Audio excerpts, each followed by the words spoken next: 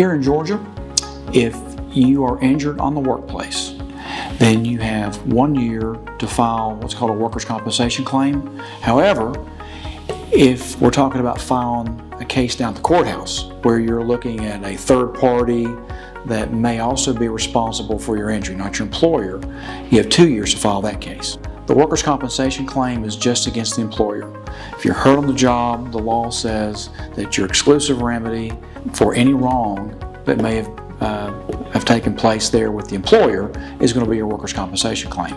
As to any injury that you've suffered that's not the result of any action or omission by the employer. So if it's a third party, if someone else was on that job site and they were responsible for inspecting and making sure the equipment was okay and they didn't do that and you get injured, that's a third party. If there's a piece of equipment that you're using on that job site and it was manufactured in a defective way and it causes you an injury, that's a third party claim. So there are these other claims against what we call third parties, people that are not your employer. You can file those cases over in front of what you see on television. You see the judge, the jury. It's a civil case.